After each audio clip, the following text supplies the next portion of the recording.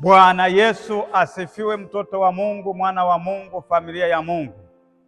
Naitwa Mchungaji Daudi Maira Magolima kutoka kanisa la Mennonite Tanzania, Dayosisi ya Mashariki, Jimbo la Kisota.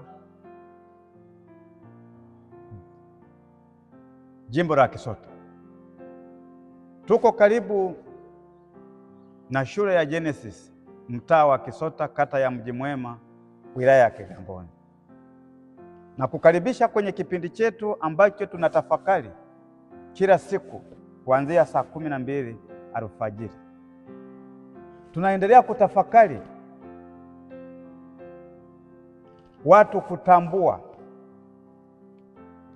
vitu wanavyovifanya juu ya fungu la 10 ili waweze kuepukana navyo.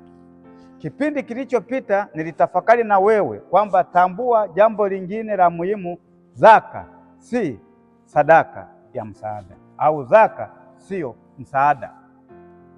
Unavyoweza kujisikia ukasaidia au usisaidie, zaka ina utaratibu wake. Sasa kipengele kingine ambacho nataka nitafakari na wewe kwenye fungu la 10, unahitaji kuelewa zaka si ya kwako, zaka si ya kwangu. Kwa maana nyingine, zaka si ya kwetu, zaka si mali yangu, zaka si mali yako, zaka sio mali yetu. Na kama zaka si mali yetu, ni ya nani? Ndiyo maana mwenye nacho, mwenye mali yake ametoa utaratibu, ametoa mwongozo, ametoa maelekezo, ametoa kanuni za wewe na mimi kutoa zaka. Kwa hiyo ninakufundisha tu uwe na uelewa, uwe na utambuzi, uwe na ufahamu, uwe na ujuzi wa kutambua kwamba zaka si ya kwetu. Maana nyingine, zaka si mali yetu. Mwenye nacho ndiye anataka tupeleke kwake, na anakitaka akatoa maelekezo. Ndio maana kwenye Malaki 3, nasoma tu mstari wa 10, lakini unaweza ukasoma Malaki 3 kuanzia tu mstari wa kwanza hadi mstari wa 12, lakini mimi nasoma tu. Sikiliza anavyosema. Sasa ninarudi kule, narudi kwenye mstari wa 8. Anasema, je, mwanadamu atamuibia Mungu? Nianze ule mstari wa 7.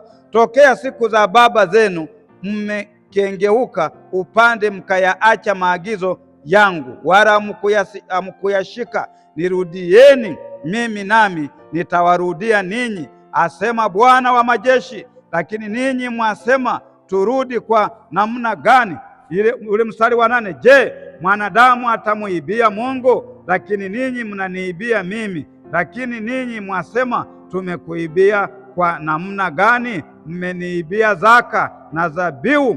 Ninyi mmelaaniwa kwa laana, maana mnaniibia mimi. Naam, taifa hili lote, leteni zaka kamili ghalani, ilikiwemo chakula katika nyumba yangu, mkanijaribu kwa njia hiyo, asema Bwana wa majeshi, mjue kama sitawafungulia madirisha ya mbinguni na kuwamwagieni baraka hata isiwepo nafasi ya kutosha au la.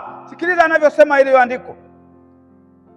Kwa hiyo zaka si ya kwetu, zaka siyo ya kwako, zaka siyo ya kwangu. Wewe unayetolea maelekezo zaka unamkosea Mungu. Hautakiwi kutoa maelekezo juu ya zaka, hautakiwi kuoji juu ya zaka, kwa sababu sio ya kwako, sio ya kwangu. Tumeelekezwa sisi kutoa zaka, kitu ambacho sio cha kwetu. Kwa hiyo Mungu anatuwezesha kupata, Mungu anatuwezesha kutafuta, Mungu anatuwezesha kupokea kutokana na kazi za mikono yetu, kutokana na ajira tulizo nazo, kutokana na biashara tunazozifanya. Lakini anataka unapokuwa umekusanya ukumbuke kwamba kuna kitu ambacho sio cha kwako, ambayo ni zaka, ambayo ni fungu la 10, anataka uipeleke kwa mwenyewe, ambacho sio cha kwako. Changamoto iliyopo kubwa, shida iliyoko kubwa,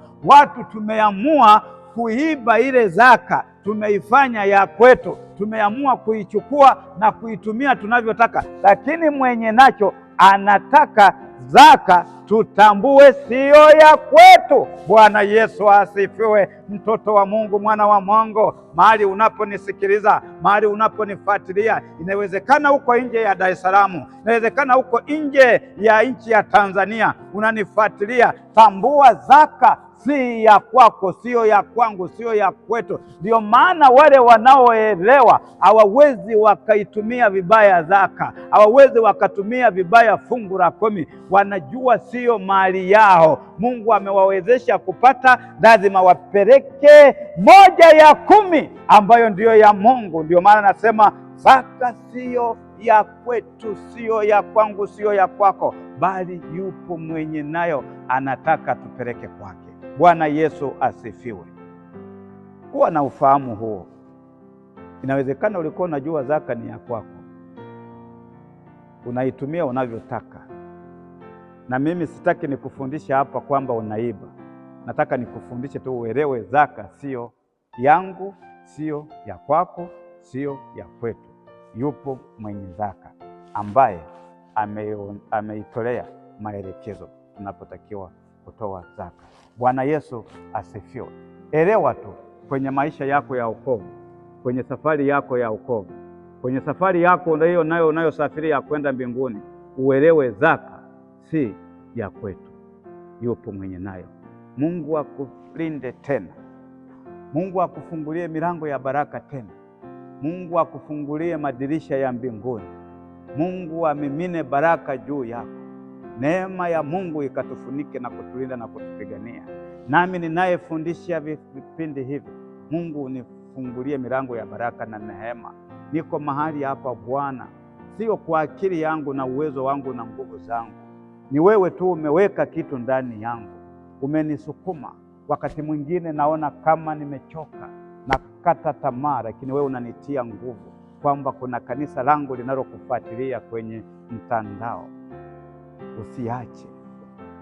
Wapo watu ambao usipowarushia wanajisikia wagonjwa, maana kuna vitu wanavipata, kuna vitu wanavipokea.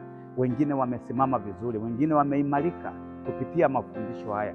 Mungu, nami uniimarishe, nami unitie nguvu Bwana, nami natafuta kupata neema na baraka na kibali mbele zako. Nipe nguvu ya kujishusha zaidi na zaidi, nipe nguvu ya kunyenyekea Bwana, nipe nguvu ya kuzidi kutafuta kuwalisha watoto wako. Kanisa hili ambalo Bwana liko kwenye huu mtandao, Mungu, linalonifuatilia, nisije nikalitelekeza, bali Bwana kila siku Bwana nipe chakula, lakini unipe hata watu wengine wanaoweza kuwa na shauku ya kuja kurusha vipindi kwenye akaunti yetu ya KMT Kisota. Katika jina la Yesu Kristo naomba na kushukuru.